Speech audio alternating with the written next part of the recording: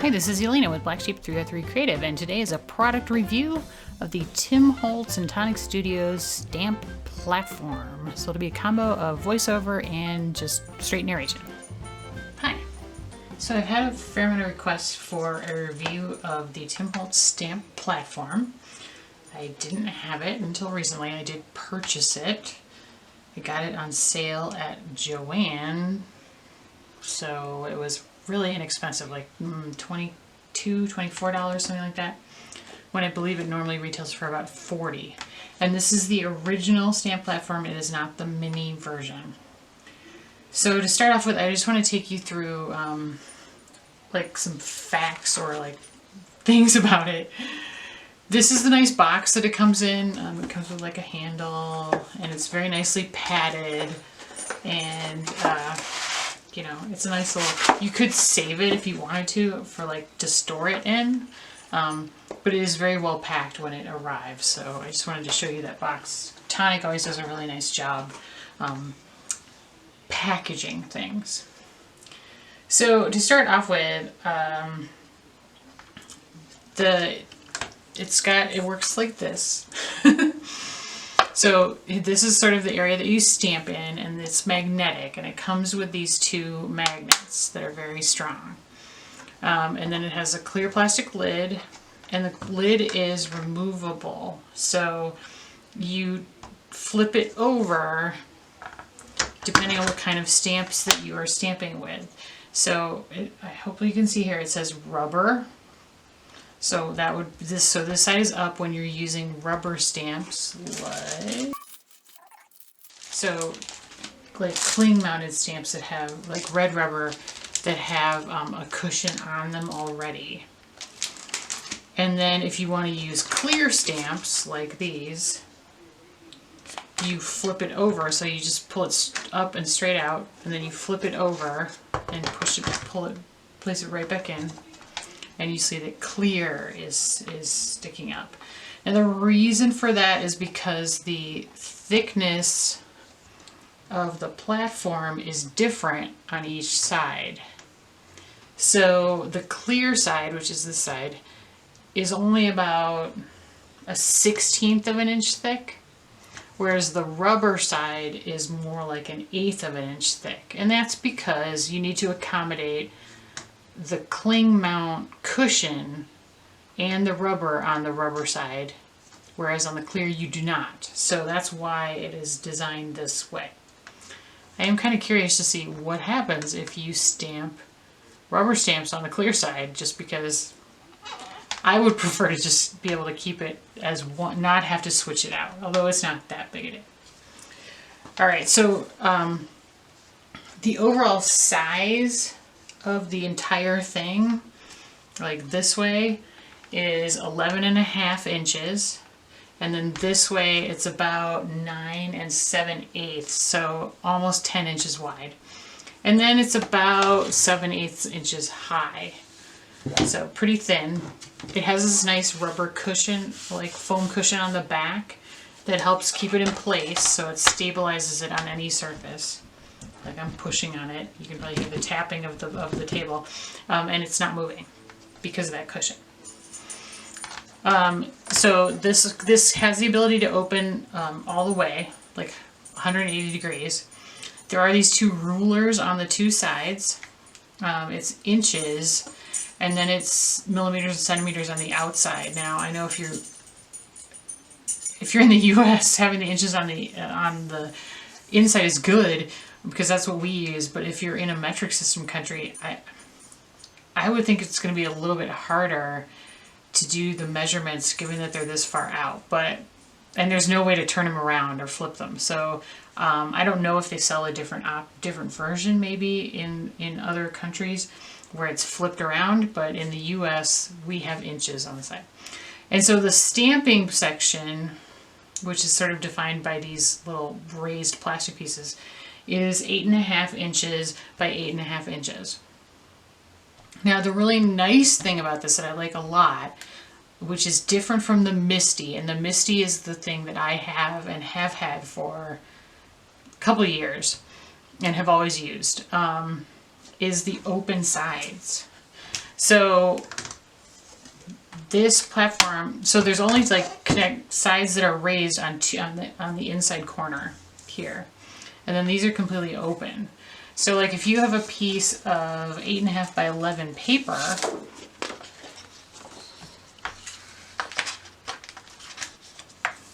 you can stamp on it, and it just lets the paper stick out the side.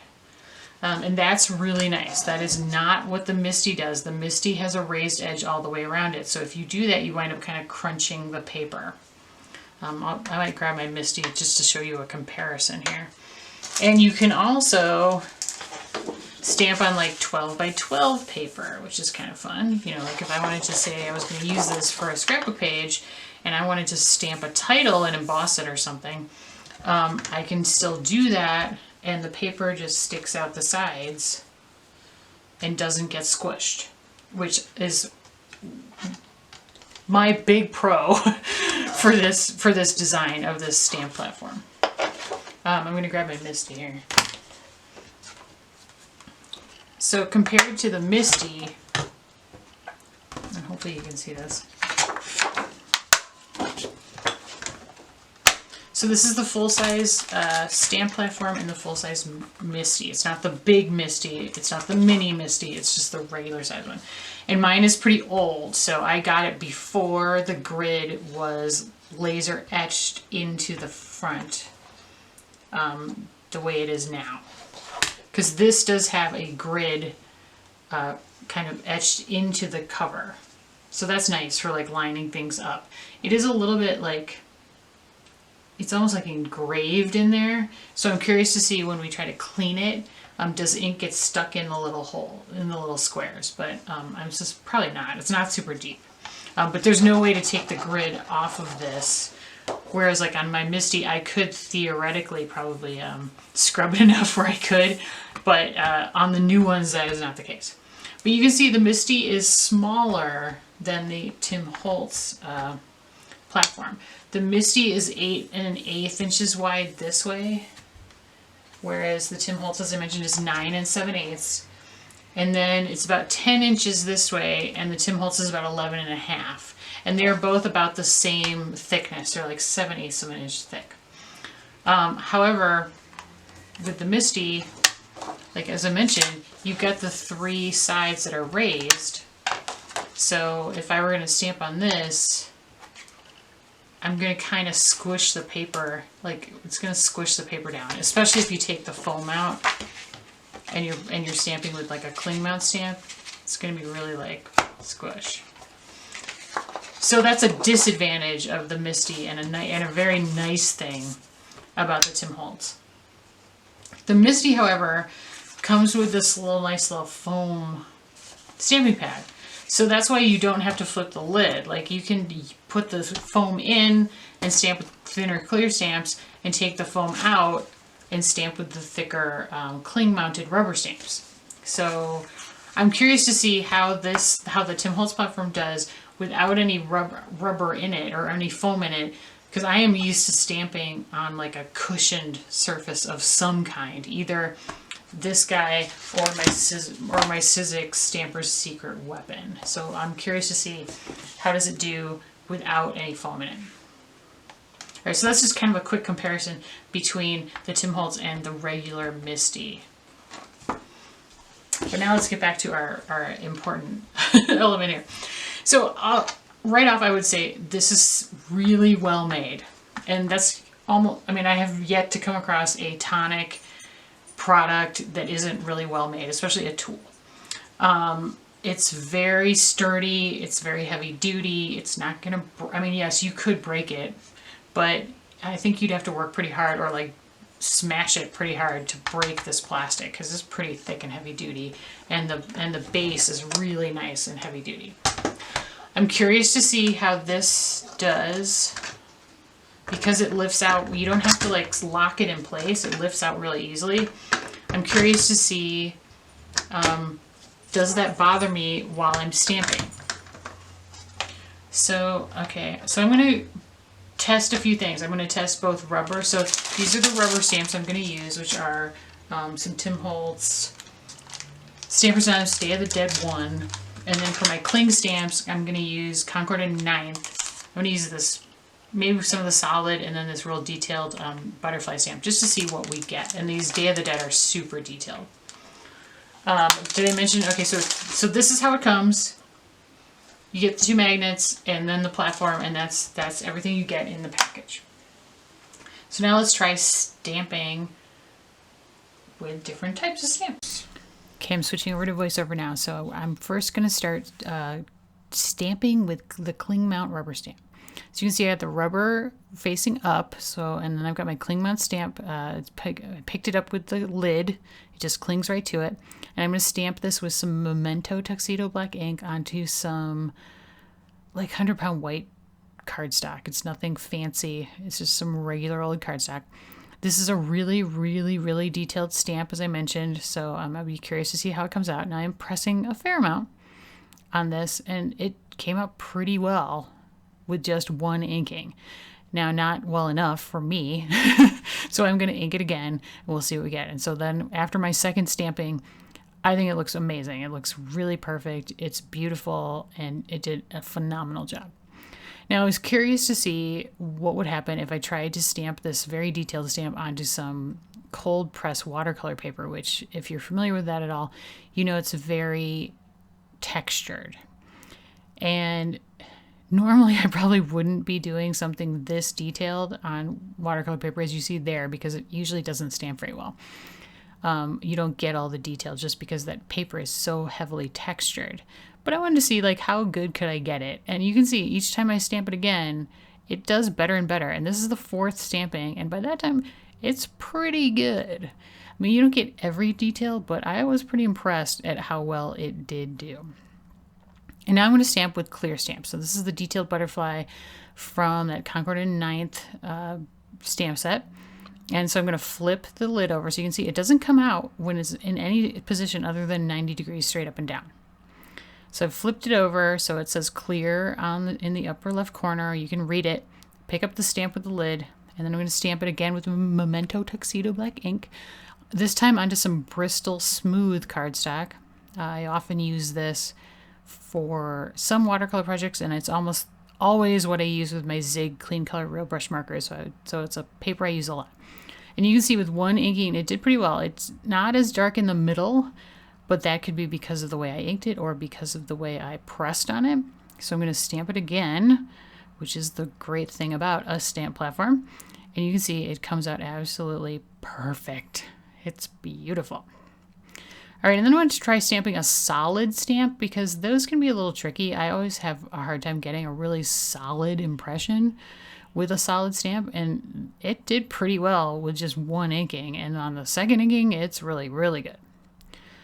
All right, so now I'm going to try something a little bit weird. I've got a piece of black fun foam there, and I have flipped the lid back over to the rubber side, so we've got more depth.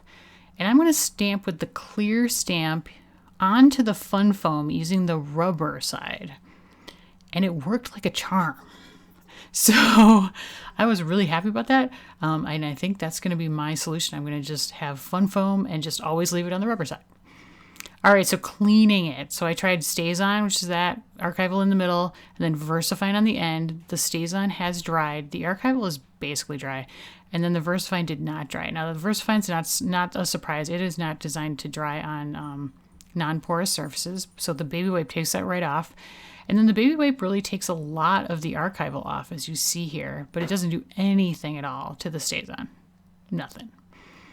So then I grabbed my go-to for StazOn and archival, which is rubbing alcohol.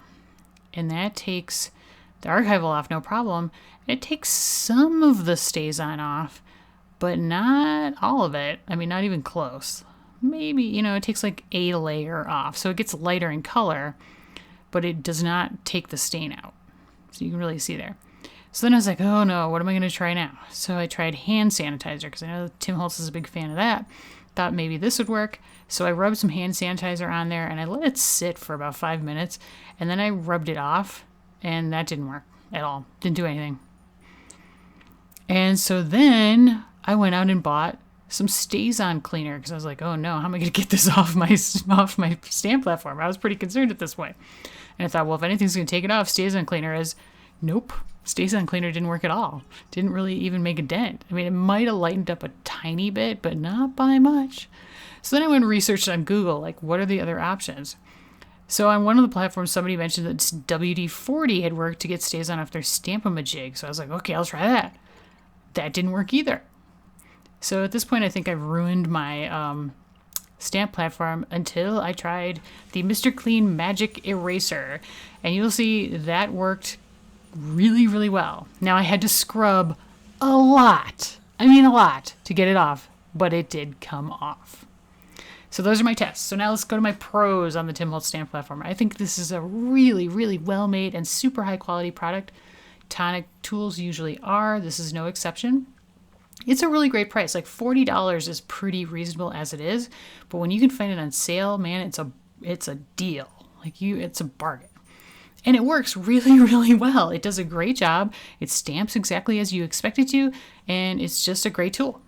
And I absolutely love that it has the two open sides for that you can use larger, so you can use larger paper with it. I think that is genius. I really love it. I've had that problem in the past with my MISTI, so this is a great, great pro for me. On the con side, I really don't like having to flip the lid completely to stamp with different types of stamps. It's not that big a deal, but I do think my Fun Foam solution is going to take care of that problem for me. I'm just going to have that on hand, and I will slip it in when I'm stamping with clear stamps, and I will take it out when I'm stamping with rubber stamps, and then I won't have to flip the lid. Obviously, this is not StazOn friendly at all. If anything, I think I will probably avoid stamping with StazOn using this, although we have discovered that Magic Eraser will remove StazOn, but it does take a lot, and I mean a lot of scrubbing to get it off. The size is a little bit bulky. It's a little bit bigger than I might want, but that's again a pretty minor problem. And if it's a huge issue, I think going to the mini platform, which is now available instead, might be a good option. And now I'm going to bring up kind of an uncomfortable issue that I don't really hear anybody else talk about, but I felt ethically obligated to mention, which is there's an issue of patent infringement with this. So if you're watching this, I assume you're familiar with stamp platforms, and you probably know that My Sweet Petunia is the originator of the stamping platform idea when they came out with the MISTI back in 2015. They are a very small little husband and wife company, and as soon as their product debuted at CHA in 2015, I'm pretty sure that every crafty tool company started trying to come up with their own version of it, and that actually included We Are Memory Keepers and Hampton Arts, who both released stamp platform ideas shortly thereafter. However, in early 2017, My Sweet Petunia was issued a patent by the U.S. government for their design, and at that time, both We Are Memory Keepers and Hampton Arts pulled their versions off the market in recognition of the patent, and then have since redesigned them. Tonic, however, is being sued by My Sweet Petunia for patent infringement for the Tim Holtz stamp platform. And you can go on Google, search for it, you can read the filing, and you can decide for yourself whether you think that the lawsuit is justified. But I did want to tell you that as a result of the lawsuit, Tonic did halt production of the Tim Holtz stamp platform in the U.S. for several months and made design changes to it. Now, I don't know what those changes were. And then after those changes were made, they released it. Now, I think the lawsuit is still pending as of June 2018. And I always feel a little, icky, I guess, when a much bigger company seemingly co-ops like a really small company's idea for their own and then produces a similar product less expensively. Now, I'm not saying that, anybody's guilty or not guilty. I'm not making that judgment. I just, it's a kind of an icky thing for me personally. But I do have to say that I do think the MISTI is and always has been really, really expensive. And given that price is one of my biggest considerations when it comes to making a craft purchase, that's an issue. So it's up to you to decide, if the lawsuit makes any difference in your decision.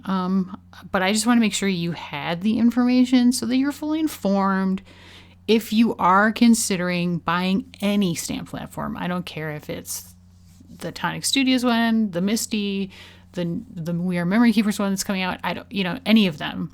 I just wanted to make sure that you were aware of the lawsuit so that you are fully informed. With that said, obviously, it wasn't a deal breaker for me because I did go out and purchase the Tim Holtz version, and I do really like it. So I guess let's just get to my bottom line opinion here. And that is that I really think that the Tim Holtz stamp platform is it's a great product, and it really has very few drawbacks.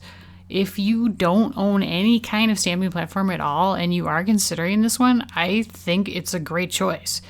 As I mentioned, it is much less expensive than the MISTI, and it really does a great job as a stamping platform. If you can find it on sale, and it seems to be always on sale, especially since the mini version came out with places like scrapbook.com, then I think it's a great bargain, and that if you've never had a stamp platform, it's one you probably shouldn't pass up. So I hope my review has been helpful and given you some more insight into the product and its background. But as always, you will need to make your own mind up on the benefits and drawbacks of the Tim Holtz stamp platform for yourself. So what do you think? Do you have it? Do you like it? Or do you have the MISTI? And do you like that more? Or do you have them both? Maybe you don't have any stamp platform and you don't know what to do. Do you even really need one? I'd love to get your comments, hear your thoughts, find out how you like using it or using your MISTI, or maybe you have a great solution for that stays on ink problem better than the Magic Eraser. So thanks so much for watching. If you liked the video, please give me a thumbs up. You can find more from me on my blog, blacksheep303.com. I do craft product reviews about once a month and then 2 card making tutorials every week normally. So please subscribe to my channel if you haven't. Thanks so much and have a great day.